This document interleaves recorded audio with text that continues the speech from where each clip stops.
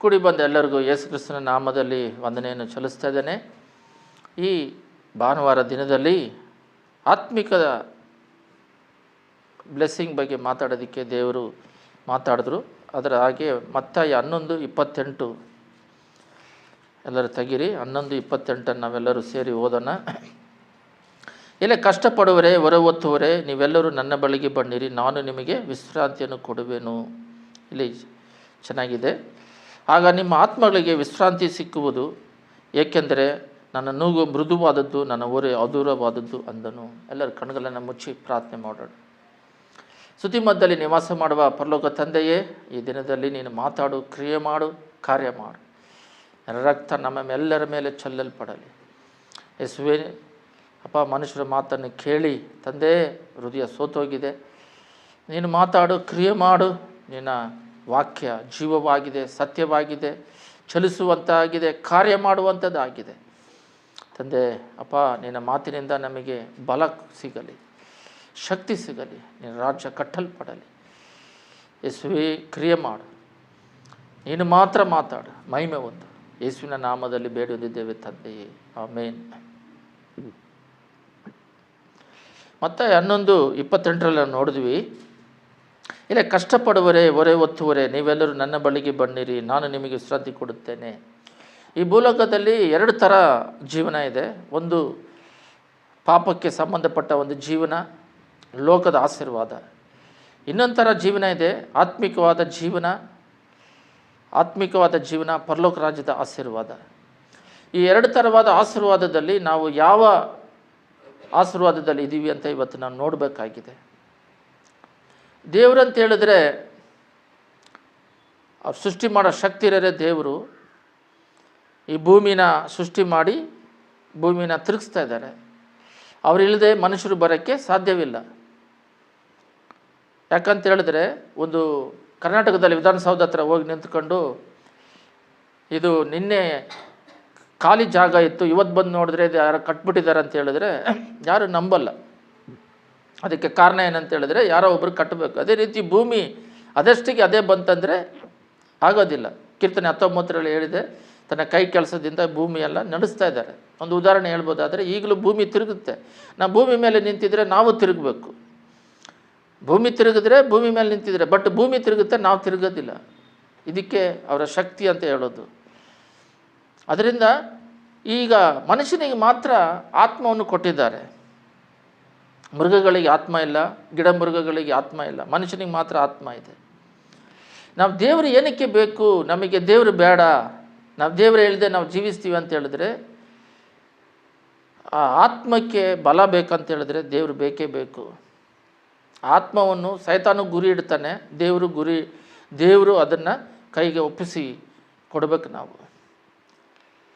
ಅದಕ್ಕೆ ಎಲೆ ಕಷ್ಟಪಡುವವರೇ, ಹೊರೆ ಹೊತ್ತುವರೇ, ನೀವೆಲ್ಲರೂ ನನ್ನ ಬಳಿಗೆ ಬನ್ನಿರಿ, ನಾನು ನಿಮಗೆ ವಿಶ್ರಾಂತಿ ಕೊಡುತ್ತೇನೆ ಅಂತ ಹೇಳಿದ್ರೆ, ಈ ಲೋಕದಲ್ಲಿ ಮನುಷ್ಯರಾಗಿರುವ ನಾವು ಈ ಲೋಕವನ್ನು ನೋಡ್ತಿರೋದ್ರಿಂದ ನಮಗೆ ಬೇಕಾಗಿರೋದು ಊಟ, ಬಟ್ಟೆ, ಒಂದು ಮನೆ. ಇದು ಈ ಲೋಕದಲ್ಲಿ ಜೀವಿಸೋವರೆಗೂ ಬೇಕಂತೇಳಿ ಭಾಳ ಪ್ರಯಾಸ ಪಡ್ತೀವಿ.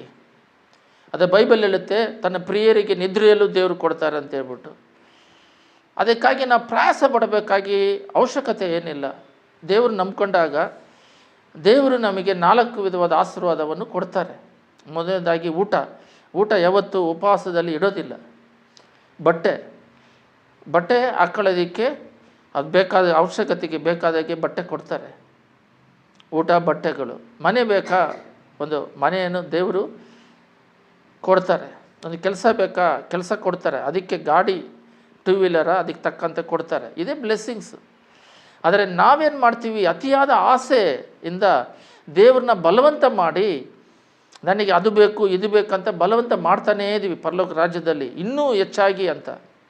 ಆದರೆ ಅದೇ ಬಲವಂತವನ್ನು ನಾವು ಆತ್ಮಿಕತೆಯಲ್ಲಿ ಮಾಡೋದಿಲ್ಲ. ಈ ರೀತಿಯಾಗಿ ಲೋಕ ಆಶೀರ್ವಾದಕ್ಕಾಗಿ ಬಲವಂತ ಮಾಡಿ ಈ ಲೋಕಾಶೀರ್ವಾದದಲ್ಲಿ ನಾವು ಇರೋದರಿಂದ ಆತ್ಮ ಬಲಹೀನತೆಯಾಗಿ ಆತ್ಮ ಆಶೀರ್ವಾದವಿಲ್ಲದೆ ಜನ ನರಳುತ್ತಾ ಇದ್ದಾರೆ. ದೇವರ ಹತ್ರ ಬಂದರೆ ದೇವರು ಕೊಡುವಂಥದ್ದು ಡಾಕ್ಟ್ರುಗಳಾಗಲಿ, ಇಂಜಿನಿಯರ್ಗಳಾಗಲಿ ಯಾರ ಕೈಯಲ್ಲೂ ಕೊಡದೇ ಇರುವ ಒಂದು ಶಕ್ತಿಯುತವಾದ ಬ್ಲೆಸ್ಸಿಂಗ್ ಅಂತ ಹೇಳಿದ್ರೆ ಆತ್ಮ ಆಶೀರ್ವಾದ. ಈ ಲೋಕದಲ್ಲಿ ಎಷ್ಟೆಷ್ಟೋ ಜನಗಳಿದ್ದರೂ ಕೂಡ ಯಾರ ಕೈಯಲ್ಲೂ ಅವರು ಮನುಷ್ಯರೇ, ಅವರಿಗೂ ಬೇಕಾಗಿದೆ, ಎಲ್ಲ ಡಾಕ್ಟ್ರುಗಳಿಗೂ ಇಂಜಿನಿಯರ್ಗಳಿಗೂ ಎಲ್ಲರಿಗೂ ಬೇಕಾಗಿರೋದು ಒಂದು ಸಮಾಧಾನ.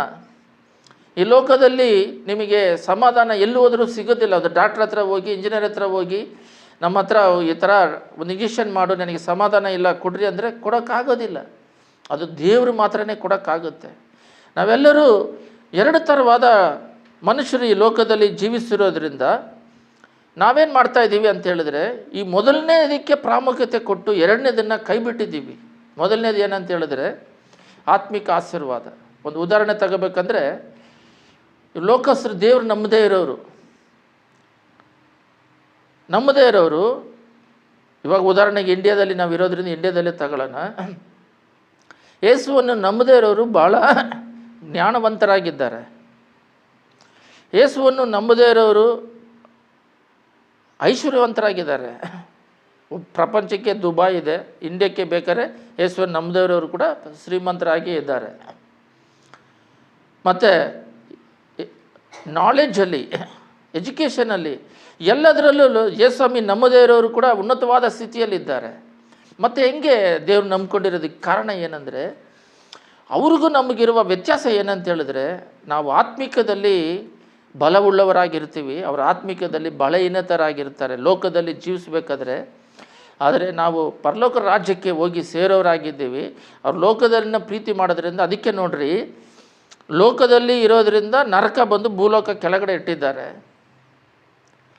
ನಾವು ಆತ್ಮಿಕದಲ್ಲಿರೋದರಿಂದ ಪರಲೋಕ ರಾಜ್ಯವನ್ನು ನೋಡಿ ಅಲ್ಲಿಗೆ ಹೋಗುವವರಾಗಿದ್ದೇವೆ. ಒಂದು ವಾಕ್ಯವನ್ನು ನಾವು ಓದೋದಾದರೆ, ಇಬ್ರಿಯರು 4:15 ಎಲ್ಲರೂ ತೆಗೆದು ಓದೋಣ. ಇಬ್ರಿಯರು 4:15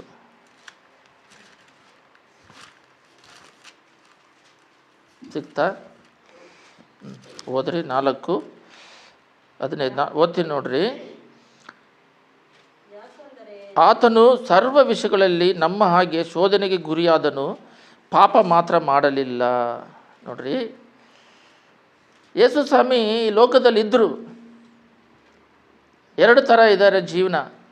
ಲೋಕದಲ್ಲಿದ್ದರೂ ಕೂಡ ನಮ್ಮ ಥರನೇ ಅವರು ಮನುಷ್ಯನಾಗಿ ಬಂದರೂ ಕೂಡ, ಎಲ್ಲ ವಿಷಯದಲ್ಲಿ ಶೋಧನೆಗೆ ಒಳಗಾದರೂ ಕೂಡ ಪಾಪ ಮಾತ್ರ ಮಾಡಲಿಲ್ಲ. ಯಾಕೆ ಮಾಡಿಲ್ಲ ಅಂತ ಹೇಳಿದ್ರೆ, ನಾವು ಯಾಜಕ ಕಾಂಡ ಹಳೆ ಒಡಂಬಡಿಕೆಯಲ್ಲಿ ನಾವು ನೋಡುವುದಾದರೆ, ಯಾಜಕ ಕಾಂಡ ಲೆವಿಟಿಕ್ಸ್ ಇಂಗ್ಲೀಷಲ್ಲಿ ಯಾಜಕ ಕಾಂಡ 11:45 ಓದ್ತೀನಿ.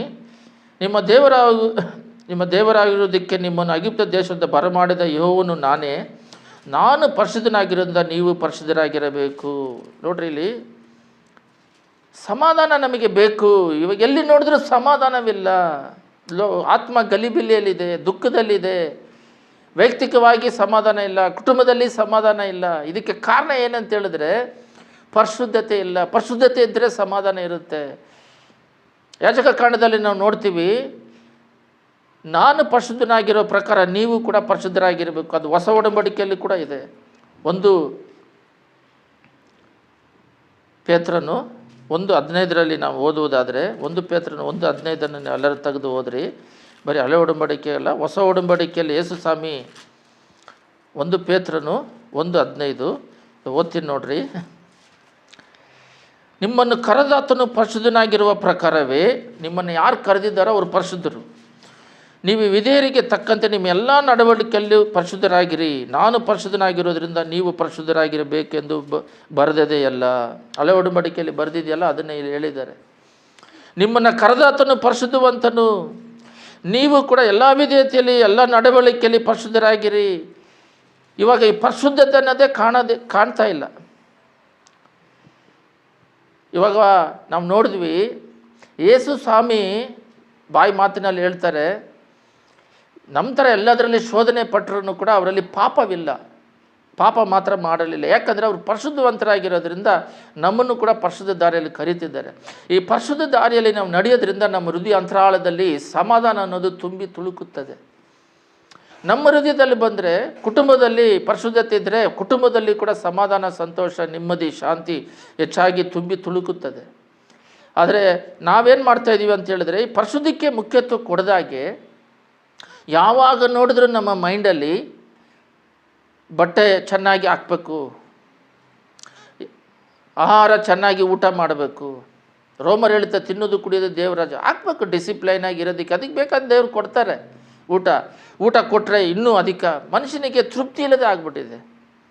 ಒಂದು ಚಿಕ್ಕ ಮನೆ ಇದ್ದರೆ ಸಾಕಂತಾರೆ, ಚಿಕ್ಕ ಮನೆ ಕೊಟ್ಟರಾಗ ಅಯ್ಯೋ ಇನ್ನೂ ದೊಡ್ಡ ಮನೆ ಬೇಕಂತ ಹೇಳ್ತಾರೆ.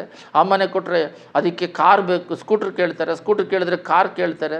ಕಾರ್ ಕೇಳಿದ್ರೆ ಇನ್ನೊಂದು ಮನೆ ಬೇಕಂತ ಕೇಳ್ತಾರೆ. ಮಕ್ಕಳಿಗೆ ಅಯ್ಯೋ ದೊಡ್ಡ ಉದ್ಯೋಗ ಬೇಕಂತ ಕೇಳ್ತಾರೆ. ಇದರಲ್ಲಿ ಲೋಕಾಶೀರ್ವಾದದಲ್ಲಿ ಕೇಳ್ತಿರುವ ನಾವು ಅದೇ ರೀತಿಯಲ್ಲಿ ಆತ್ಮಿಕದಲ್ಲಿ ಬೆಳೆದಿದ್ದೀವ? ಲೋಕ ಚೆನ್ನಾಗಿ ಬೆಳೆದಿದೆ, ಆತ್ಮಿಕದಲ್ಲಿ ಅಷ್ಟರ ಮಟ್ಟಿಗೆ ನಾವು ಆತ್ಮ ಬೆಳೆದಿದೆಯಾ? ಆತ್ಮಿಕ ಆಶೀರ್ವಾದಕ್ಕಾಗಿ ಈ ರೀತಿ ಹಠ ಹಿಡಿದು ದೇವರ ಹತ್ರ ಪಡ್ಕೊಂಡಿದ್ದೀವ? ತನಗೆ ನನ್ನ ಸಮಾಧಾನ ಬೇಕೇ ಬೇಕು, ನೀವು ಕೊಡದಿದ್ರೆ ಬಿಡೋದಿಲ್ಲ, ಪರಿಶುದ್ಧವಾಗಿ ಇರಬೇಕು, ಪರಿಶುದ್ಧಿದ್ರೆ ನನ್ನ ಕೈ ಜೀವನ ಮಾಡೋಕ್ಕಾಗಲ್ಲ. ಈ ಪರಿಶುದ್ಧತೆ ನಮ್ಮಲ್ಲಿದ್ದರೆ ಸಮಾಧಾನ ಇರುತ್ತೆ, ನೆಮ್ಮದಿ ಇರುತ್ತೆ, ಶಾಂತಿ ಇರುತ್ತೆ. ನಮ್ಮ ಹೃದಯ ಅಂತರಾಳದಲ್ಲಿ ಒಳ್ಳೆ ಮನಸ್ಸಾಕ್ಷಿ ಅನ್ನೋದು ಇರುತ್ತೆ, ಧೈರ್ಯ ಇರುತ್ತೆ. ಈ ಪರಿಶುದ್ಧತೆ ಒಂದಿದ್ದರೆ ದೇವರ ಜ್ಞಾನ ನಮ್ಮಲ್ಲಿ ಹೆಚ್ಚಾಗುತ್ತೆ. ಈ ಇದರಲ್ಲಿ ಜೀವಿಸಿ ಈ ಲೋಕ ಬಿಟ್ಟು ಪರಲೋಕ ರಾಜ್ಯಕ್ಕೆ ದೇವ್ರ ಜೊತೆ ಹೋಗಿ ಜೀವಿಸಬೇಕು. ಇದಕ್ಕಾಗಿ ನಾವು ಪ್ರಯಾಸ ಪಡ್ತಾ ಇದ್ದೀವ, ದಾಗವಾಗಿ ಇದ್ದೀವ. ಮತ್ತೆ 6:33 ಮೊಟ್ಟಮೊದಲ ಸಾರಿಗೆ ದೇವರ ರಾಜ್ಯ ನೀತಿಯನ್ನು ಹುಡುಕ್ರಿ. ನಾವು ಮೊಟ್ಟಮೊದಲ ಸಾರಿ ದೇವರ ರಾಜ್ಯ ನೀತಿಯನ್ನು ಹುಡುಕ್ತಾ ಇದ್ದೀವ. ಪರಿಶುದ್ಧತೆ ಇಲ್ಲದೆ ಇರೋದರಿಂದ ನಾವು ಸಮಾಧಾನ ಬೇಕು. ಬೆಳಗ್ಗೆ ಎದ್ದಿದ ತಕ್ಷಣ ಪ್ರಾರ್ಥನೆಯಲ್ಲಿ, ತಂದೆ ನನಗೆ ಈ ದಿನ ಪೂರ್ತಿ ಸಮಾಧಾನವನ್ನು ಕೊಡು, ಈ ದಿನ ಪೂರ್ತಿ ನನಗೆ ನಿನ್ನ ಐಕ್ಯತೆಯಲ್ಲಿ ಇರೋದಕ್ಕೆ ಮಾಡು, ಪರಿಶುದ್ಧವನ್ನು ಕಾದುಕೊಳ್ಳೋದಕ್ಕೆ ಕೃಪೆ ಮಾಡು. ನಿನ್ನ ಪರಿಶುದ್ಧಾತ್ಮ ನಮ್ಮ ಹೃದಯವೇ ಆಲಯ, ದೇವರ ಆಲಯ. ಪರಿಶುದ್ಧಾತ್ಮನ ದುಃಖಪಡಿಸದೆ ಜೀವಿಸೋದಕ್ಕೆ ಸಹಾಯ ಮಾಡು. ಈ ರೀತಿಯಾಗಿ ಅಧಿಕ ದಾಗವುಳ್ಳವರಾಗಿದ್ದೀವ. ಮೊದಲನೇ ಪ್ರಿಫರೆನ್ಸ್ ಗೋಸ್ಟು ನಾವು ಹೋದ ವಾರದಲ್ಲಿ ನೋಡಿದ್ವಿ. ಹಳೆ ಒಡಂಬಡಿಕೆ ಬಂದ್ಬಿಟ್ಟು ಲೋಕಾಶೀರ್ವಾದ, ಹೊಸ ಒಡಂಬಡಿಕೆಯಲ್ಲಿ ಬಂದು ಆತ್ಮಿಕದಲ್ಲಿ ಬೆಳೆದರೆ ಲೋಕಾಶೀರ್ವಾದ. ಅದೇ ಮತ್ತಾಯ 6:33 ಮೊಟ್ಟ ದೇವ್ರ ರಾಜನೀತಿಯನ್ನು ಹಿಡ್ಕ್ರಿ, ಆವಾಗ ನಾವು ಲೋಕಾಶೀರ್ವಾದ ಕೊಡ್ತೀನಿ. ಆದರೆ ನಮ್ಮ ಲೋಕಾಶೀರ್ವಾದ ಬೇಡ ಅಂತಲ್ಲ, ಅದ್ರ ಮೇಲೆ ನಮ್ಮ ಮೋಹಗಳಾಗಲಿ, ಅದ್ರ ಮೇಲೆ ನಮ್ಮ ಹೃದಯ ಇಡೋದಾಗಲಿ ಬಿಟ್ಟು ಆತ್ಮೀಕದಲ್ಲಿ ದೇವರ ಚಿತ್ತವನ್ನು ಮಾಡೋದಕ್ಕೆ, ದೇವರಿಗಾಗಿ ಪ್ರಾರ್ಥನೆಯಲ್ಲಿ ಐಕ್ಯತೆ ಉಳ್ಳವರಾಗಿರಬೇಕು. ಕ್ರಿಸ್ಮಸ್ ಅನ್ನೋದು ಡೇಟ್ ಕೊಟ್ಟಿಲ್ಲ, ಎಲ್ಲ ಡೇಟ್ ಕೊಟ್ಟಿದ್ದಾರೆ. ದರ್ಶ ವೇದನೆ ಯಾವ ಕಾಲದಲ್ಲಿ ಹೆಸರಲ್ಲಿ ನೋಡಿದ್ರೆ ಇಂಡಿಯಾ ಹೆಸರು 2 ಜಾಗದಲ್ಲಿದೆ. ಅವನು ಯಾವ ಕಾಲದಲ್ಲಿ ಎಷ್ಟೆಷ್ಟು 120 ರಾಜ್ಯವನ್ನು ಪರಿಪಾಲಿಸಿದ್ದಂತೆ ಎಲ್ಲ ಇದೆ. ಎಲ್ಲ ಡೇಟ್ ಕೊಟ್ಟವರು ಯೇಸು ಸ್ವಾಮಿ ಹುಟ್ಟಿರೋ ಡೇಟ್ ಮಾತ್ರ ಕೊಟ್ಟಿಲ್ಲ.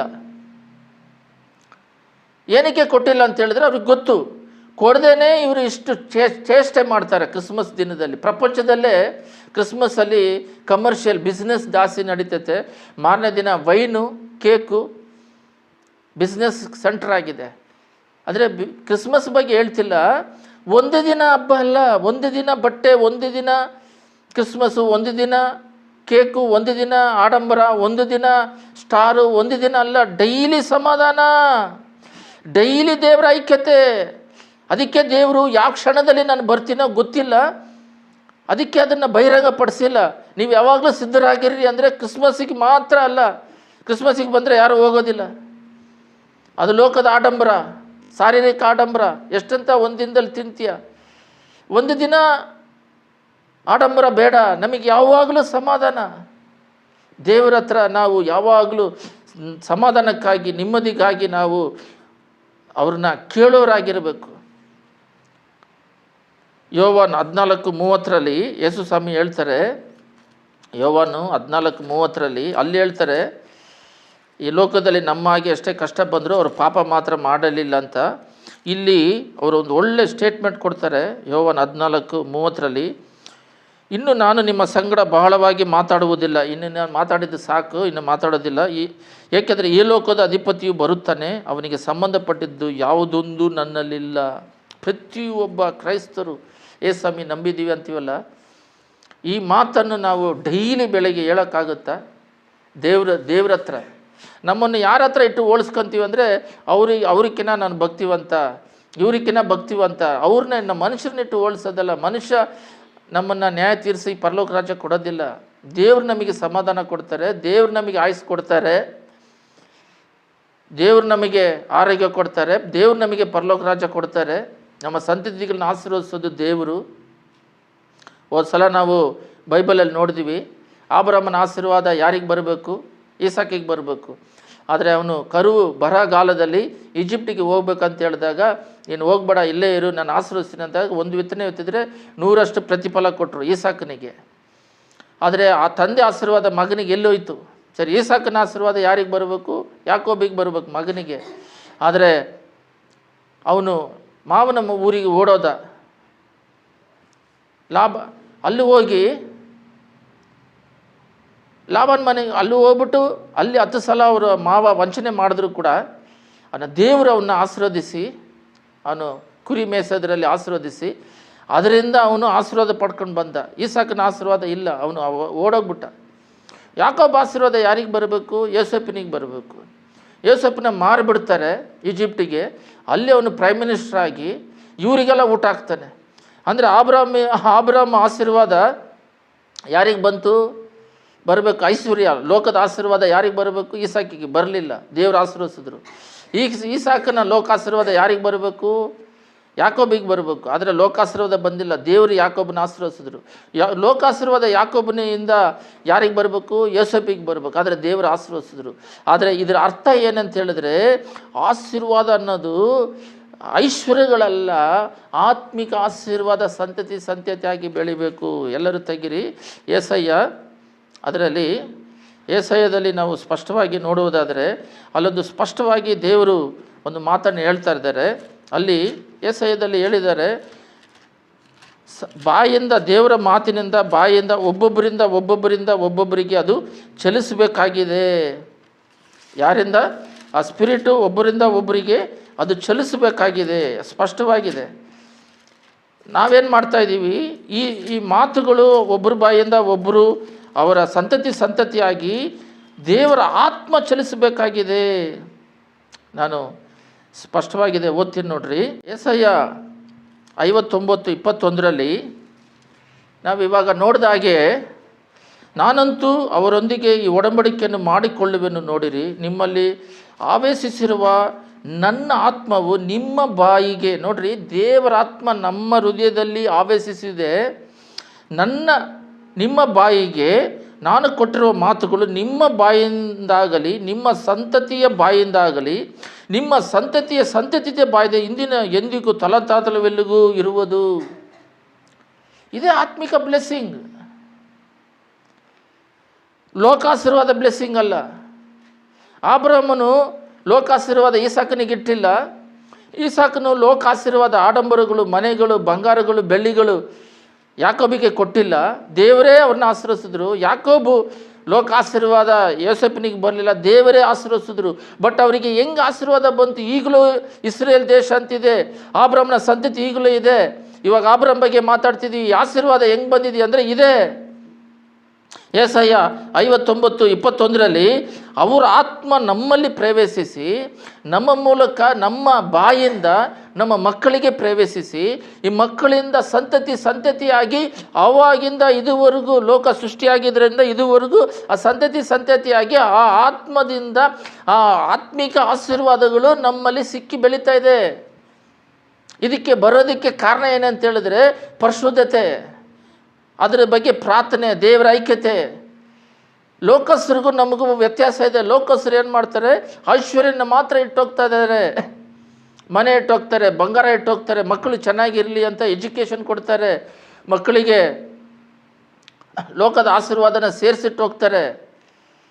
ಒಂದು ವಾಕ್ಯವನ್ನು ನಾನು ಕೇಳಿದೆ, ಮಕ್ಕಳಿಗೆ ಎಷ್ಟೇ ಲೋಕಾಶೀರ್ವಾದ ಅವ್ರಿಗೆ ಸೇರಿಸಿಟ್ರು ಕೂಡ 2ನೇ ತಲೆಮಾರೆ 3ನೇ ತಲೆಮಾರಿಗೆ ಇಲ್ದಂಗೆ ಆಗಿಬಿಡುತ್ತೆ. ಯಾಕಂದರೆ ಅವ್ರ ಮಕ್ಕಳು ಡಿವೈಡ್ ಆಗಿ ಹೋಗ್ಬಿಡುತ್ತೆ. ಅವರು ಸೋಂಬೇರಿಗಳಾಗ್ತಾರೆ, ಅವ್ರ ಕೆಲಸಗಳು ಮಾಡೋದಿಲ್ಲ. ಆ ಶಾಪ ಪಾಪದಿಂದ ಅದೆಲ್ಲ ನಿರ್ಮೂಲವಾಗುತ್ತೆ.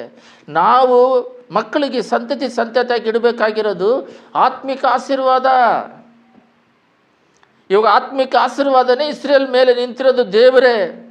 ಅದು ಸುತ್ತಲೂ ಸ್ವತಂತ್ರ ಬಂದು ಮಾರನೇ ದಿನ 5 ದೇಶದವ್ರು ಯುದ್ಧಕ್ಕೆ ಬಂದ್ರೂ ದೇವರು ಕಾಪಾಡಿ ಇಟ್ಟಿದ್ದಾರೆ. 21 ದೇಶ ಅರಬ್ ದೇಶಗಳಾಗಿ ಯುದ್ಧಕ್ಕೆ ಬಂದ್ರೂ ಏನು ಮಾಡೋಕ್ಕಾಗದೆ ಗರ್ಜಿಸುವ ಸಿಂಹದ ಪಾದಿ ಎಲ್ಲವನ್ನು ನಿಂದಿರಿಸಿಟ್ಟಿರೋದಕ್ಕೆ 400 ಸ್ಕ್ವೇರ್ ಫೀಟ್, ಅದು 500 ಕಿಲೋಮೀಟರ್ ಸ್ಕ್ವೇರ್ ಫೀಟ್. ಅದು ಅಷ್ಟು ಕಿಲೋಮೀಟ್ರ್ 400 ಕಿಲೋಮೀಟ್ರ್ ಇರೋದು. ಅಷ್ಟು ಚಿಕ್ಕದನ್ನು ದೇವರು ಪರಿಶುದ್ಧಾತ್ಮನು ಬೇಲಿ ಹಾಕಿ ಕಾಪಾಡಿ ಪರಿಶುದ್ಧಾತ್ಮನು ಕಾಪಾಡಿ ನಡೆಸ್ತಾ ಇದ್ದಾರೆ. ಅದಕ್ಕೆ ಕಾರಣ ಏನು? ಆ ಆತ್ಮ, ದೇವರ ಮಾತುಗಳು, ಆ ಸ್ಪಿರಿಟ್. ಈ ಸ್ಪಿರಿಟ್ ನಾವು ಮರಣ ಹೊಂದಿದಾಗ ಪರಲೋಕ ರಾಜ್ಯಕ್ಕೆ ತಗೊಂಡು ಹೋಗೋದಾಗಿದೆ. ನಾವು ಎಲ್ಲರೂ ಒಂದು ವಾಕ್ಯವನ್ನು ಓದ್ರಿ, ಯೋವಾನ್ 14:27. ಯೋವಾನ್ 14:27 ನಾವೆಲ್ಲರೂ ತೆಗೆದು ಓದೋಣ.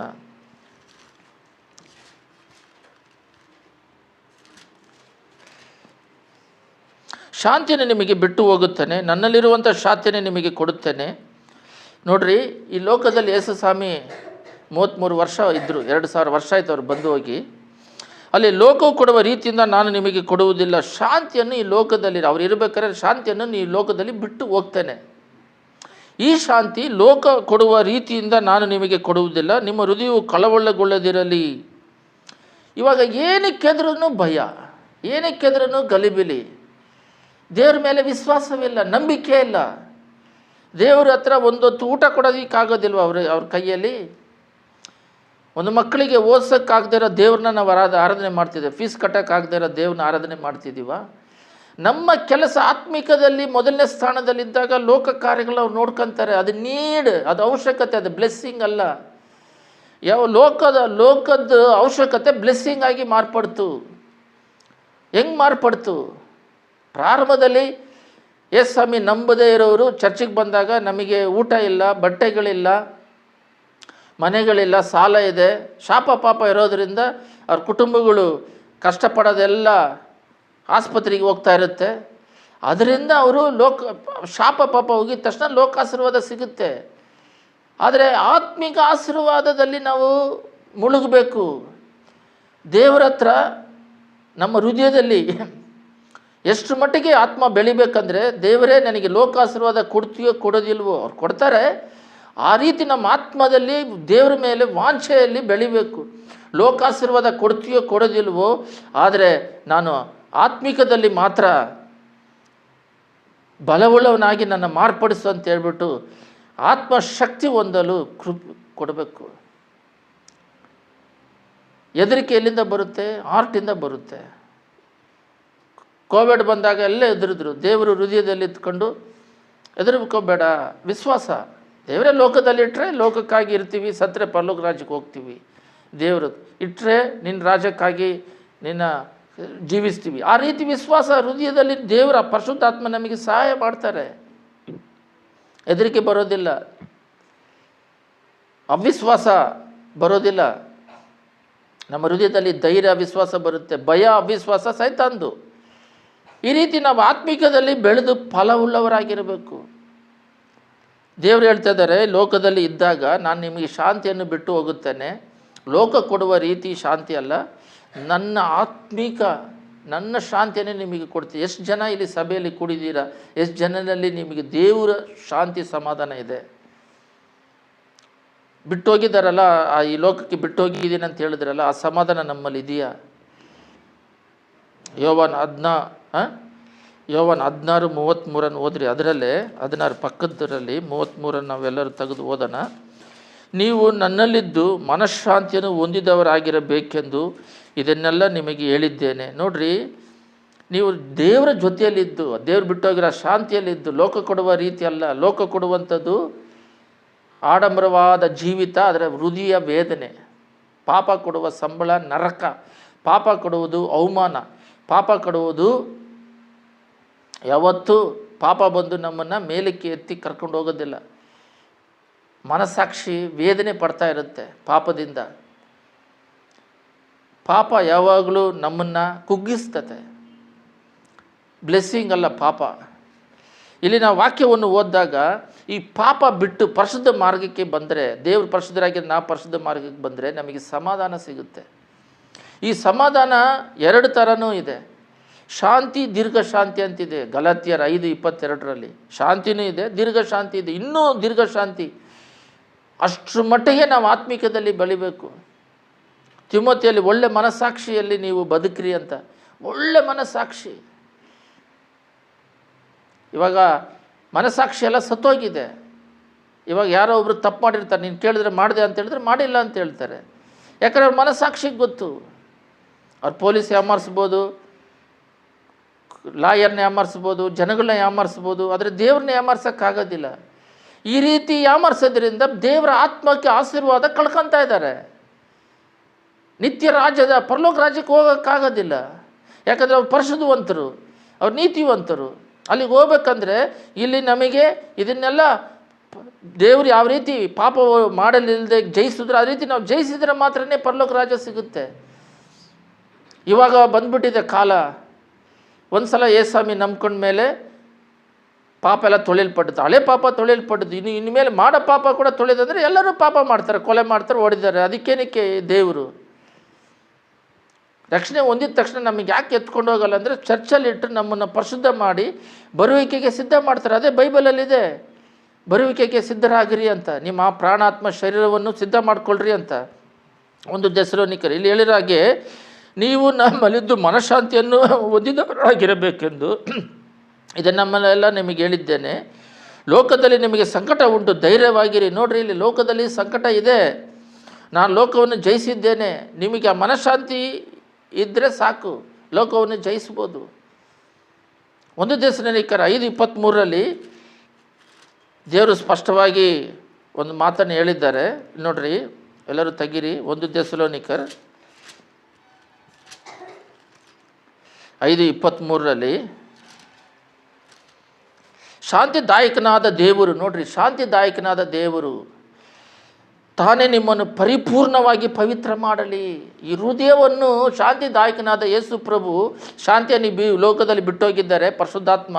ಆ ಪರಿಶುದ್ಧಾತ್ಮ ಶಾಂತಿ ನಮ್ಮ ಹೃದಯವನ್ನು ಪರಿಶುದ್ಧ ಮಾಡಬೇಕು, ದಿನೇ ದಿನೇ ನೂತನವಾಗ್ತಾ ಇರಬೇಕು. ಬೆಳಗ್ಗೆ ಪ್ರೇಯರ್ ಅಂದರೆ ಅದೇ, ವಾಕ್ಯದಿಂದ ಯಾವ ರೀತಿ ಪಾತ್ರೆ ತೊಳಿತೀವೋ, ಗಲೀಜು ಮನೆಗಳು ಕ್ಲೀನಾಗಿ ಇಟ್ಕೊತೀವೋ, ಆದ್ದರಿಂದ ದೇವರ ವಾಕ್ಯದಿಂದ ನಮ್ಮ ಹೃದಯವನ್ನು ಶುದ್ಧಿ ಮಾಡ್ಕೋಬೇಕು. ಅದೇ ರೀತಿಯಲ್ಲಿ ಪ್ರಾರ್ಥನೆಗಳಿಂದ ನಮ್ಮ ಆತ್ಮವನ್ನು ದೇವರ ಐಕ್ಯತೆ ಇಟ್ಕೋಬೇಕು, ದೇವರ ಹಾಗೆ ನಾವು ಮಾರ್ಪಡಬೇಕು. ಶಾಂತಿದಾಯಕನಾದ ದೇವರು ತಾನೇ ನಿಮ್ಮನ್ನು ಪರಿಪೂರ್ಣವಾಗಿ ಪರಿಶುದ್ಧ ಮಾಡಲಿ. ಪರಿಪೂರ್ಣವಾದ ಪರಿಶುದ್ಧತೆ, ಬರೀ ಪರಿಶುದ್ಧತೆ ಅಲ್ಲ, ಶಾಂತಿ, ದೀರ್ಘ ಶಾಂತಿ, ಪರಿಶುದ್ಧತೆ, ಪರಿಪೂರ್ಣವಾದ ಪರಿಶುದ್ಧತೆ. ಇಲ್ಲಿದೆ, ನಮ್ಮ ಕರ್ತನಾದ ಯೇಸು ಕ್ರಿಸ್ತನು ಪ್ರತ್ಯಕ್ಷನಾದಾಗ ನಿಮ್ಮ ಆತ್ಮ ಪ್ರಾಣ ಶರೀರಗಳು ದೋಷವಿಲ್ಲದೆ ಸಂಪೂರ್ಣವಾಗಿ ಕಾಣಿಸುವಂತೆ ಕಾಪಾಡಲ್ಪಡಲಿ. ಯೇಸು ಸ್ವಾಮಿ ಬಂದಾಗ ರ್ಯಾಪ್ಚರಿಗೆ, ಪರಲೋಕ ರಾಜ್ಯಕ್ಕೆ ನ್ಯಾಯ ತೀರಿಸಿದಾಗ ನಮ್ಮ ಪ್ರಾಣ ಆತ್ಮ ಶರೀರ ದೋಷವಿಲ್ಲದೆ ಕಾಣಲ್ಪಡಲಿ. ಅದೇ ಅವರು ಶಾಂತಿದಾಯಕನಾದ ದೇವರು ನಮ್ಮ ಹೃದಯವನ್ನು ಪರಿಶುದ್ಧ ಮಾಡಿದಾಗ ಈ 3 ಪರಿಶುದ್ಧ ಆಗಬೇಕು: ಶರೀರ, ಸ್ಪಿರಿಟ್, ಸೋಲ್. ಬಾಡಿ, ಸ್ಪಿರಿಟ್, ಸೋಲ್, ಇದು 3 ಶುದ್ಧವಾಗಿ ಮಾಡಿದಾಗ ಪರಲೋಕ ರಾಜ್ಯಕ್ಕೆ ಸೇರ್ತೀವಿ. ಎಲ್ಲಿಗೆ ಸೇರ್ತೀವಿ? ಪರಲೋಕ ರಾಜ್ಯಕ್ಕೆ ಹೋಗಿ ಸೇರ್ತೀವಿ.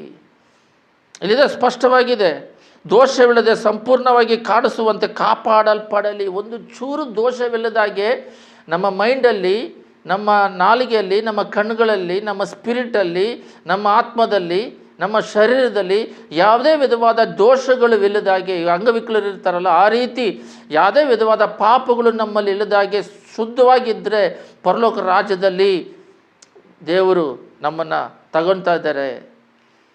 ಈ ಅಂಗವಿಕಲರು ಯಾವ ರೀತಿ ಅಂಗವಿಕಲರಾಗಿ ಇರ್ತಾರೋ ಆ ರೀತಿ ಸ್ಪಿರಿಚುವಲಿ ನಾವು ಅಂಗವಿಕಲರಾಗಿ ಇರಬಾರದು. ನೋಡ್ರಿ, ಎಷ್ಟು ಸ್ಪಷ್ಟವಾಗಿ ದೇವರು ಮಾತಾಡ್ತಿದ್ದಾರೆ. ಇದೇ ರೀತಿ ಪ್ರಕಟಣೆಯಲ್ಲಿ ನಾವು ನೋಡುವುದಾದರೆ ಇದೇ ಮಾತು, ಕಡೇ ಪ್ರಕಟಣೆ, ಲಾಸ್ಟ್ ಬೈಬಲ್ ಎಂಡ್ 22:11 ಎಷ್ಟು ಸ್ಪಷ್ಟವಾಗಿದೆ ನೋಡ್ರಿ. ಅನ್ಯಾಯ ಮಾಡುವನು ಇನ್ನೂ ಅನ್ಯಾಯ ಮಾಡಲಿ. ಅನ್ಯಾಯ ಬೇರೆಯವರಿಗೆ ಮೋಸ ಮಾಡ್ತೀಯ, ಮಾಡು, ಇನ್ನೂ ಡಬಲ್ ಮಾಡು. ಮೈಲಿಗೆ ಆದನು ತನ್ನನ್ನು ಇನ್ನೂ ಮೈಲಿ. ನಿನ್ನ ಶರೀರವನ್ನು ಪಾಪದಲ್ಲಿ ಬೀಳಿಸಿ, ಪಾಪದಲ್ಲಿ ನಿನ್ನ ಶರೀರವನ್ನು, ಆತ್ಮವನ್ನು, ಆಲೋಚನೆಯನ್ನು ಕೆಡಿಸ್ಕೊಳ್ತೀಯ, ಇನ್ನೂ ಕೆಡಿಸ್ಕ. ಬೇರೆಯವ್ರಿಗೆ ಮೋಸ ಮಾಡ್ತೀಯ, ಮಾಡು, ನೀನು ಕೆಡಿಸ್ಕೊಂತೀಯ, ಕೆಡಿಸ್ಕ. ಇಲ್ಲಿದೆ ನೋಡ್ರಿ, ನೀತಿವಂತನು ಇನ್ನೂ ನೀತಿಯನ್ನು ಅನುಸರಿಸಲಿ. ಇದು ಸ್ಪಿರಿಚುವಲ್. 2 ವರವಾದ ದಾರಿ ಇದೆ: ಪಾಪ ಲೋಕದ ಆಶೀರ್ವಾದ, ಪರಿಶುದ್ಧತೆ ಪರಲೋಕ ರಾಜ್ಯದ ಆಶೀರ್ವಾದ. ಯಾವುದು ನಮ್ಮ ಯೋಚನೆಗಳು, ನಮ್ಮ ಆತ್ಮಗಳು ಯಾವುದಕ್ಕೆ ತೌಕ ಪಡ್ತಿದೆ, ಯಾವುದಕ್ಕೆ ತೌಕ ಪಡ್ತಿದೆ? ಇಲ್ಲಿ ನೀತಿವಂತನು ಇನ್ನೂ ನೀತಿಯನ್ನು ಅನುಸರಿಸಲಿ, ಪವಿತ್ರನು ತನ್ನನ್ನು ಇನ್ನೂ ಪವಿತ್ರ ಮಾಡಿಕೊಳ್ಳಲಿ. ಈಗೋ ಬೇಗ ಬರುತ್ತೇನೆ, ನಾನು ಪ್ರತಿಯೊಬ್ಬನಿಗೆ ಅವನವನ ನಡತೆಯ ಪ್ರಕಾರ ಕೊಡತಕ್ಕ ಪ್ರತಿಫಲವು ನನ್ನ ಕೈಯಲ್ಲಿದೆ. ನಾನೇ ಆದಿಯು ಅಂತೂ ಕಡೆಯವನು ಸಮಸ್ತವು ಪ್ರಾರಂಭವಾಗಿದ್ದೇನೆ. ಪರಲೋಕ ರಾಜ್ಯ ಫ್ರೀ ಅಲ್ಲ, ರಕ್ಷಣೆ ಉಚಿತ. ಪರಲೋಕ ರಾಜ್ಯಕ್ಕೆ ಪ್ರಯಾಸ ಪಡಬೇಕು. ಏನು ಪ್ರಯಾಸ? ಪ್ರಾರಂಭದಲ್ಲೇ ಓದಿದ್ವಿ, ಅವರ ಅದು ಆದದ್ದಲ್ಲ, ಕಷ್ಟವಿಲ್ಲ. ಮತ್ತಾಯದಲ್ಲಿ ನಾವು ಓದಿದ್ವಿ, ಅದರಲ್ಲಿದೆ ಮತ್ತಾಯ 11:28 ಮತ್ತೆ ತಗೊಳ್ರಿ ನೋಡೋಣ. ಅದರಲ್ಲಿದೆ ಸ್ಪಷ್ಟವಾಗಿದ್ದು, ಪರಿಶುದ್ಧವಾಗಿರಬೇಕು. ಅದೇನು ಬಹಳ ಕಷ್ಟವೇನಿಲ್ಲ. ಸ್ಪಿರಿಚುವಲ್ ಬ್ಲೆಸ್ಸಿಂಗಲ್ಲಿ ನಾವು ಮುಂದೂಡಿಯಾಗಿರಬೇಕು. ಆದರೆ ಅದರಲ್ಲಿ 11 ಇಲ್ಲಿದೆ ನೋಡ್ರಿ 30ರಲ್ಲಿ ಆಗ ನಿಮ್ಮ ಆತ್ಮಗಳಿಗೆ ವಿಶ್ರಾಂತಿ ಸಿಕ್ಕುವುದು, ಯಾಕೆಂದರೆ ನನ್ನ ನೂಗು ಮೃದುವಾದದ್ದು, ನನ್ನ ಓರೆಯು ಔರವಾದದ್ದು ಅಂದನು. ಕಷ್ಟವಾದದ್ದು ಏನಿಲ್ಲ. ಇದನ್ನು ಇಲ್ಲಿ ತಗೊಂಡೋಗಿ, ಇಲ್ಲಿಂದ ಮೂಟೆ ತಗೊಂಡೋಗಿ ಅಲ್ಲೋಗಿಡು, ಇಷ್ಟು ಬರೀ ಮೋಕಾಳಲ್ಲಿ ಇಲ್ಲಿಂದ ಪ್ರಯಾಣ ಮಾಡು, ಈ ಥರವಾದದ್ದಲ್ಲ. ಇರೋ ಜಾಗದಲ್ಲಿ ಎಲ್ಲೆಲ್ಲಿದೆಯೋ ಅಲ್ಲಲ್ಲಿ ಪರಿಶುದ್ಧನಾಗಿರು, ನೀತಿವಂತನಾಗಿರು, ಸ್ಪಿರಿಚುವಲ್. ಈಗ ಇದು ಇಲ್ಲ. ಇವಾಗ ಏನಾಗಿದೆ ಅಂತ ಹೇಳಿದ್ರೆ, ಲೋಕ ಬಂದ್ಬಿಟ್ಟು ಆಡಂಬರದಲ್ಲಿ ಮುಳುಗೋಗಿದೆ. ಸೆಲ್ಫೋನ್ ಬಂದಿದೆ, ವ್ಯಾಟ್ಸಪ್ಪು, ಯೂಟ್ಯೂಬು, ಡ್ರೆಸ್ ಅಂತೂ ನೋಡೋಕ್ಕಾಗ್ತಿಲ್ಲ. ಸಿಟಿಗಳಲ್ಲಿ ಇರೋದರಿಂದ ವೇ ಆಫ್ ಡ್ರೆಸ್ಸಸ್ಸು, ಆಡಂಬರದ ಡ್ರೆಸ್ಸುಗಳು, ಮನುಷ್ಯರನ್ನ ಹೋಲಿಸ್ಕೊಂಡು ಹಾಕ್ಕೊಳ್ಳೋದು. ಔಟ್ಸೈಡ್ ಚರ್ಮಗಳು, ಬ್ಯೂಟಿ ಪಾರ್ಲರ್ ಬಂದಿದೆ, ಕೂದಲು ಅಲಂಕರಿಸೋದು, ಮುಖ ಅಲಂಕರಿಸೋದು, ಬಟ್ಟೆಗಳು ಅಲಂಕರಿಸೋದು, ಪ್ರತಿಯೊಂದು ಮನೆಯಿಂದ ಗಾಡಿಯಿಂದ ಎಲ್ಲ ಅಲಂಕರಿಸೋದು, ಮತ್ತು ಫ್ಯಾಷನ್ಗಳು, ಮನೆ ಕಟ್ಟೋದು ಎಲ್ಲ ಅಳಿದೋಗುತ್ತೆ. ನೋವನ ಕಾಲದಲ್ಲಿ, ಕಡೆದಾಗಿ ನೋವನ ಕಾಲದಲ್ಲಿ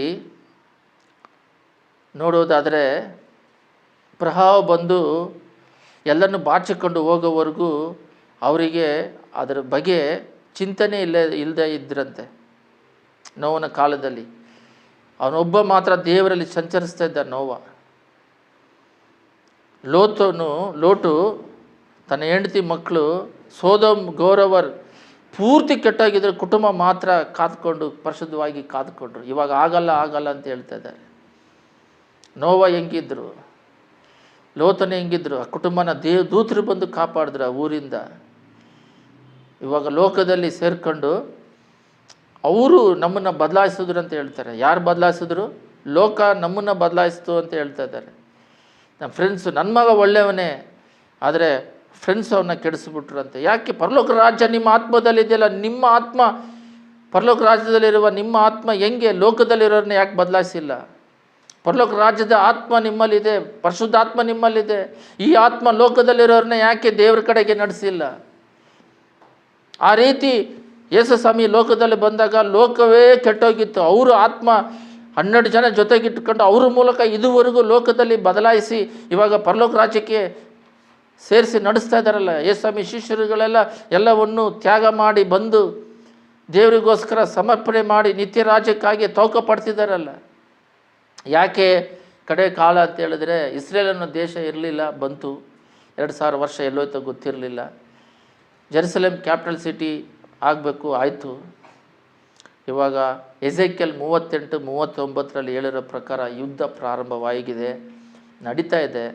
ಅಲಸ್ಕಾ ಮಸೀದಿ ಆದಮೇಲೆ ಅಲ್ಲಿ ಟೆಂಪಲ್ ಬಂದರೆ, ಯಾವಾಗಲೂ ಮೊದಲಿಂದನೂ ಹೇಳ್ತಾನೆ ಇದ್ದೀವಿ, ಅಲ್ಲಿ ಟೆಂಪಲ್ ಬಂದರೆ ಈ ಟೆಂಪಲ್ ನಮ್ಮ ಆತ್ಮದ ಆಲಯ ಎದ್ದೇಳ್ಬಿಡುತ್ತೆ. ಅಲ್ಲಿ ಬಲಿ ಕೊಟ್ಟಾಗ ಒಂದೇ ಪ್ಲೇಸ್ ಈ ಆತ್ಮಗಳು ಹೋಗುತ್ತೆ, ಉಪದ್ರವಗಳು ಸ್ಟಾರ್ಟ್ ಆಗುತ್ತೆ. ಇಷ್ಟು ನಡೀತಾ ಇದ್ದರೂ ಕೂಡ ಲೋಕದಲ್ಲಿ ಪರ್ಮನೆಂಟಾಗಿ ನಾವು ಇಲ್ಲಿ ಇದ್ದೀವಿ, ಮನೆಗಳು ಕಟ್ಕೊಂಡು ಇಲ್ಲೇ ಇದ್ದೀವಿ. ಇಷ್ಟು ನಡೀತಾ ಇದ್ದರೂ ಕೂಡ ಲೋಕ ಆಶೀರ್ವಾದದಲ್ಲೇ ಇದ್ದೀವಿ. ಲೋಕಾಶೀರ್ವಾದ ಬೇಡ ಅಂತ ಹೇಳ್ತಿಲ್ಲ. ಇರೋವರೆಗೂ ದೇವ್ರು ಏನೇನು ಬೇಕೋ ಅದನ್ನು ಕೊಡ್ತಾರೆ. ಆದರೆ ಆತ್ಮಿಕದಲ್ಲಿ ಎಷ್ಟು ಮಟ್ಟಿಗೆ ಬೆಳೆದಿದ್ದೀರಾ? ಬರುವಿಕೆಗೆ ನಿಮ್ಮ ಆತ್ಮ ಸಿದ್ಧವಾಗಿದೆಯಾ? ಕುಟುಂಬದಲ್ಲಿ ಸಮಾಧಾನ ಇದೆಯಾ? ಮಕ್ಕಳಲ್ಲಿ ಸಮಾಧಾನವಿದೆಯಾ? ಇಂಗ್ಲೆಂಡು ಅಮೇರಿಕೆಲ್ಲ ಬಿದ್ದೋಗೋದಕ್ಕೆ ಕಾರಣ ಏನು ಗೊತ್ತಾ? ಪ್ರಾರಂಭದಲ್ಲಿ ಆತ್ಮಿಕ ಆಶೀರ್ವಾದದಲ್ಲಿ ಬೆಳೆದ್ರು, ಆಮೇಲೆ ಲೋಕ ಬೆಳೆಯೋಷ್ಟಕ್ಕೆ ಈ ಆತ್ಮಿಕ ಆಶೀರ್ವಾದ ಎಲ್ಲ ಮುಳುಗೋಗಿ ಲೋಕ ಆಶೀರ್ವಾದಕ್ಕೆ ಹೋಗ್ಬಿಟ್ರು. ಯಾರನ್ನ ಬೇಕಾದ್ರೂ ಡೈವರ್ಸ್ ಕೊಟ್ಟು ಮದುವೆ ಮಾಡ್ಕೋಬೋದು. ಮಕ್ಕಳು ತಂದೆ ತಾಯಿನ ಬಿಟ್ಟು ದೂರ ಹೋಗಿ ಯಾರ ಜೊತೆ ಎಲ್ಲಾದರೂ ಇರಬೇಕು. ಕುಟುಂಬ ಇಲ್ಲ, ಕಷ್ಟಪಡೋದೇ ಕುಟುಂಬ. ನೋವನ್ನು ತನ್ನ ದೇವ್ರು ಹೇಳಿದ್ದು ಲೋಕವನ್ನು ಕಾಪಾಡೋದಕ್ಕೆ, ಆದರೆ ಬೈಬಲ್ ಹೇಳುತ್ತೆ ಇಬ್ರಿಯರಲ್ಲಿ ತನ್ನ ಕುಟುಂಬವನ್ನು ಕಾಪಾಡಿಕೊಂಡ ಅಂತ ಹೇಳ್ಬಿಟ್ಟು. ಅವನ ಕುಟುಂಬವನ್ನು ಕಾಪಾಡಿಕೊಂಡ. ಇವಾಗ ದೇವರ ಬರುವಿಕೆಗೆ ಕುಟುಂಬಗಳಲ್ಲಿ ಸಮಾಧಾನ ಇದೆಯಾ? ವಿಧೇಯತೆ ಇದೆಯಾ? ತಂದೆ ತಾಯಿಗೆ ಒಂದೇ ಆತ್ಮ ಇದೆಯಾ? ಒಂದು ಅನ್ಯೂನ್ಯತೆ ಇದೆಯಾ? ಕುಟುಂಬದಲ್ಲಿ, ಮಕ್ಕಳ ಮಧ್ಯದಲ್ಲಿ, ಗಂಡ ಹೆಂಡತಿ ಮಧ್ಯದಲ್ಲಿ ಆ ಸ್ಪಿರಿಟ್ ಇದೆಯಾ? ಮೊದಲು ಭಕ್ತಿ ಇರೋದಕ್ಕಿಂತ ಇವಾಗ ದೇವರ ಬರುವಿಕೆಯಲ್ಲಿ ಅಧಿಕವಾದ ಭಕ್ತಿ, ಅಧಿಕವಾದ ದಾಹ, ಅಧಿಕವಾಗಿ ಬರುವಿಕೆಗೆ ಸಿದ್ಧರಾಗಬೇಕು. ಪ್ರಾರಂಭದಲ್ಲಿರೋ ಭಕ್ತಿಗಿಂತ ಈಗ ಕಡೆ ಕ್ಷಣದಲ್ಲಿದ್ದೀವಿ. ಈ ಕ್ಷಣದಲ್ಲಿ ಅಧಿಕವಾಗಿರಬೇಕು, ಆದರೆ ಅಧಿಕವಾಗ್ತಿಲ್ಲ. ಲೋಕಾಶೀರ್ವಾದ ಅಧಿಕವಾಗ್ತಿದೆ, ಸ್ಪಿರಿಚುವಲ್ ರಿವರ್ಸ್ ಹೋಗ್ತಾ ಇದೆ. ಎಲ್ಲರೂ ಕಣ್ಗಳನ್ನ ಮುಚ್ಚಿ ಪ್ರಾರ್ಥನೆ ಮಾಡೋಣ. ಸ್ತುತಿಮಧ್ಯದಲ್ಲಿ ನಿವಾಸ ಮಾಡುವ ಪರಲೋಕ ತಂದೆಯೇ, ಯೇಸುವೇ ಅಪ್ಪ, ಶಾಂತಿದಾಯಕನಾದ ದೇವರು, ನಮ್ಮ ಹೃದಯಗಳಿಗೆ ಸಮಾಧಾನವನ್ನು ಕೊಡುವ ದೇವರು, ನಮ್ಮ ಹೃದಯಗಳು ಶಾಂತಯುತವಾಗಿರೋದಕ್ಕೆ ಕೊಟ್ಟಿದ್ದೀವಿ. ಆದರೆ ಗಲಿಬಿಲಿಗಳು ಇವೆಲ್ಲ ನಾವೇ ತರಿಸ್ಕೊಳ್ತಾ ಇದ್ದೀವಿ. ವೇದನೆಗಳು, ಬೇಜಾರುಗಳು, ಪಾಪದಿಂದ ನಮ್ಮ ಆಸೆ ಆಕಾಂಕ್ಷೆಗಳು ಲೋಕದ ಮೇಲೆ ಇರೋದರಿಂದ ಪರಲೋಕ ರಾಜ್ಯದ ಮೇಲೆ ಹಿಡಿದ ಹಾಗೆ, ಕಣ್ಣಿಗೆ ಕಾಣುವಂಥದಕ್ಕಿಂತ ಕಾಣದೇ ಇರೋದ್ರ ಮೇಲೆ ನಾವು ಮನಸ್ಸು ಹಿಡಿದ ಹಾಗೆ ಈ ಲೋಕದ ಮೇಲೆ ಅಧಿಕ ದಾಹ ಉಳ್ಳವರಾಗಿ ಇರೋದರಿಂದ ತಂದೆ, ಈ ಆತ್ಮಿಕ ಆಶೀರ್ವಾದ ಇಲ್ಲದೆ ಕುಟುಂಬಗಳು ನರಳುತ್ತಾ ಇದ್ದಾರೆ. ಎಲ್ಲಿ ಹೋದರೂ ಕೂಡ ಕುಟುಂಬದಲ್ಲಿ ಸಮಾಧಾನವಿಲ್ಲ. ಎಲ್ಲಿ ಕುಟುಂಬದಲ್ಲಿ ಡೈವರ್ಸ್ಗಳು, ಕುಟುಂಬದಲ್ಲಿ ಜಗಳಗಳು, ಕುಟುಂಬದಲ್ಲಿ ಮಕ್ಕಳ ಮಧ್ಯದಲ್ಲಿ, ತಂದೆ ತಾಯಿಗಳ ಮಧ್ಯದಲ್ಲಿ ಮಾರ್ಪಾಡಾದ ಸ್ವಭಾವಗಳು, ತಂದೆ ಗಂಡ ಬಿಟ್ಟು ಹೋಗಿರೋದು, ಹೆಂಡತಿ ಬಿಟ್ಟು ಹೋಗಿರೋದು, ಒಬ್ಬೊಬ್ಬರಿಗೆ 2-3 ಮದುವೆಗಳು, ಯೇಸುವೆ ಶಾಂತಿ ಇಲ್ಲದ ಹಾಗೆ ವೇದನೆಗಳಿಂದ ಲೋಕಾಶೀರ್ವಾದ ಸಮಾಧಾನ ಕೊಡೋದಿಲ್ಲ. ಲೋಕಾಶೀರ್ವಾದ ತಿನ್ನುವುದು ಕುಡಿಯುವುದು ದೇವರ ರಾಜ್ಯವಲ್ಲ, ಅದು ವೇದನೆ. ಇದು ದೇವರ ರಾಜ್ಯ ಮಾತ್ರನೇ ಸಮಾಧಾನ, ನೆಮ್ಮದಿ, ಶಾಂತಿಯನ್ನು ಕೊಡುವಂಥದ್ದು. ಅದಕ್ಕಾಗಿ ತೌಕ ಪಡುವಂತೆ ಇವತ್ತು ಮಾತಾಡೋದಕ್ಕಾಗಿ ಸ್ತೋತ್ರ. ಯೇಸುವಿನ ರಕ್ತ ಎಲ್ಲರ ಮೇಲೆ ಚೆಲ್ಲಲ್ಪಡಲಿ. ಈ ಆಶೀರ್ವಾದಕ್ಕಾಗಿ ನಮ್ಮ ಪರಿಶುದ್ಧಾತ್ಮನ ಸಹಾಯ ಮಾಡು. ಈ ಆಶೀರ್ವಾದಕ್ಕಾಗಿ ನಾವು ತೌಕ ಪಡುವಂತೆ ಕೃಪೆ ಮಾಡು. ಬರುವಿಕೆಗೆ ಸಿದ್ಧರಾಗುವಂತೆ ಕೃಪೆ ಮಾಡು. ಯೇಸುವಿನ ನಾಮದಲ್ಲಿ ಬೇಡುವುದಿದ್ದೇವೆ ತಂದೆ, ಆಮೇನ್.